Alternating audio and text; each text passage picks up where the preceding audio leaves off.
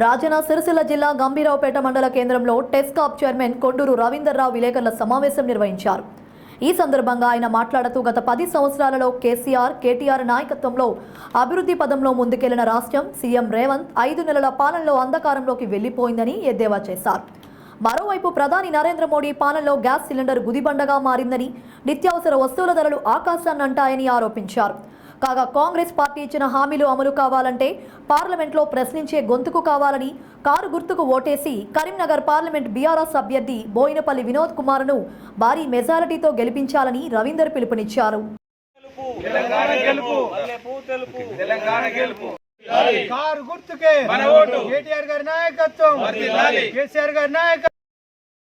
తెలంగాణ 13వ తేదీ జరగబోయే పార్లమెంట్ ఎన్నికల ప్రచార పర్వం ఇవాళ సాయంత్రం 6 గంటలతో ముగుస్తున్న నేపథ్యంలో మా ఓటర్ మహాశయులకు, సిరిసిల్ల నియోజకవర్గ ఓటర్ మహాశయులకు ముఖ్యంగా బీఆర్ఎస్ పార్టీ తరఫున కేటీ రామారావు గారి తరఫున అభ్యర్థి వినోద్ కుమార్ గారి తరఫున వారికి ప్రత్యేక ధన్యవాదాలు తెలియజేస్తున్నాను. మీ ఆదరణ, మీ ప్రేమ, మీ అభిమానం మేము గ్రామం తిరుగుతూ ఉంటే, ఇల్లు తిరుగుతూ ఉంటే మీరు చూపెట్టిన ఆదరణ, ప్రేమ మా పైన ఉన్న మీకు ఒక ఆప్యాయత, అదేవిధంగా కేసీఆర్ గారి నేతృత్వంలో కేసీఆర్ గారిని మీరు ఆరాధించే ఏదైతే విధానం ఉన్నదో చాలా మాకు సంతోషంగా అనిపిస్తూ ఉంది. కేసీఆర్ గారి నేతృత్వంలో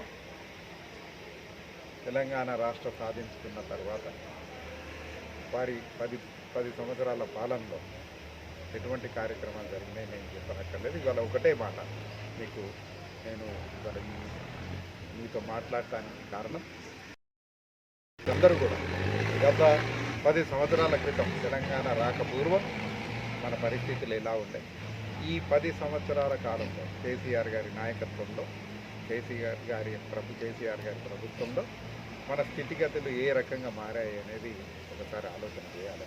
తిరిగి మళ్ళీ 5 నెలల కాలంలోనే కేసీఆర్ గారిని మీరు వద్దనుకొని ఇచ్చిన తీర్పు ఇలా మేము శిరసావహిస్తూనే కాంగ్రెస్ పాలన ఏవైతే మోసపూరిత వాగ్దానాలు చేయడం జరిగిందో దానిపైన, ఆ పునాదులపైన మిమ్మల్ని నమ్మించి విశ్వసించి ఇవాళ ఈ 5 నెలలలో అనేక మోసాలు చేసిన విషయాన్ని కూడా ఒకసారి గుర్తుంచుకోవాలి.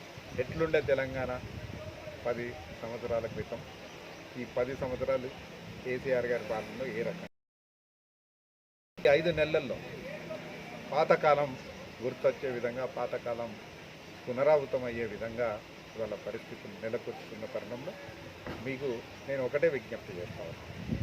మీకు తెలియదని కాదు, మీరు అందరూ కూడా విజ్ఞులు, కానీ విచక్షణతోని మీరు ఓటేయాలని మిమ్మల్ని ప్రార్థిస్తూ ఉన్నాను.